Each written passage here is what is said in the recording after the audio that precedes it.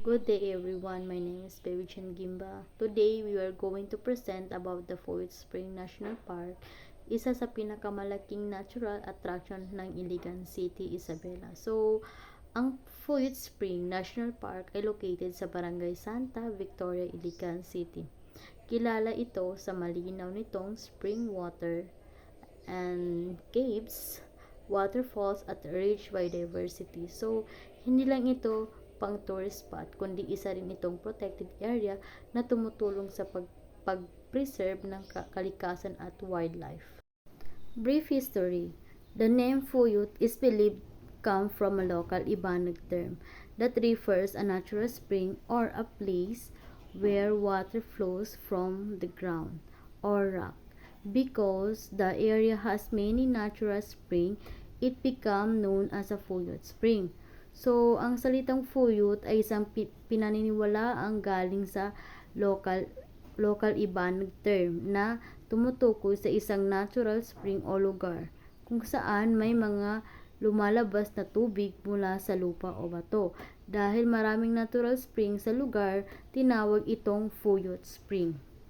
May isang lokal na kwento na nagsasabing ang Fuyut ay tumutukoy sa tunog o pag-agos ng tubig mula sa ilalim ng lupa. So, kaya naging pangalan nito ay Spring Area.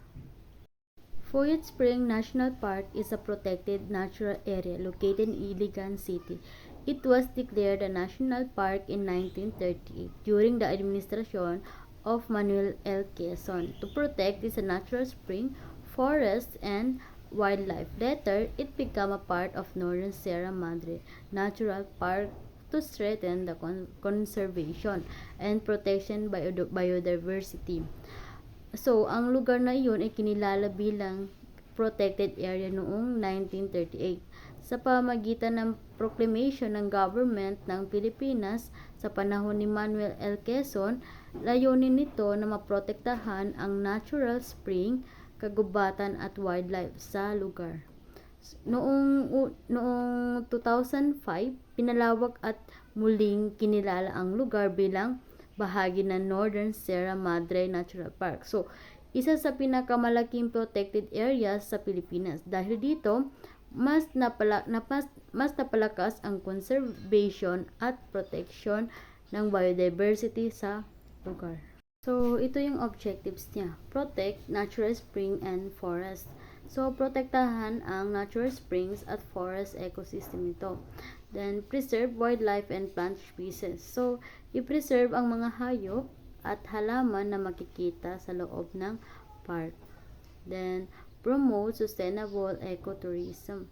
So, i-promote ang ecotourism pero sustainable way. So, prevent illegal logging and hunting. So, turuan ng mga tao tungkol sa importance ng environmental conservation. At panghuli, maiwasan ng illegal activities tulad ng illegal logging at wildlife hunting. So, pagdating sa mga flora is makikita doon ang Nara trees, mahogany, bamboo, ferns, at iba pang native plants. So, sa fauna naman, makikita doon yung crocodile, bats, lalo na sa caves area, at iba't ibang species ng ibon, snake, at small mammals. So, pagdating talaga sa flora at fauna, talagang mayaman ang Fuyut Spring. So, sa threats, issue, and problem. So, kahit protected na yung area na ito, may mga challenges na pa rin na hinaharap ang Fuyut Spring National Park. So, una yung illegal logging, wildlife hunting, and littering, improper waste disposal, and over-tourism. So, isa na dito ang illegal logging. Mayroon ding wildlife hunting. Problema din ang littering o pagtatapon ng basura ng mga visitors at minsan over-tourism na rin na maaring makasira sa natural environment.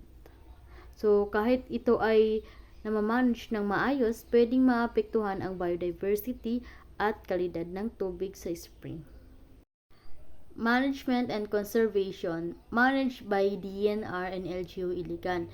Regular monitoring and patrol environment awareness program. So, community involved. So, ang Fuyut Spring National Park ay minamanage ng Department of Environment and Natural Resources o DENR kasama ang local government unit ng Iligan City. So, ilan sa kanilang conservation strategies ay yung regular monitoring at patrol sa area and environmental awareness program.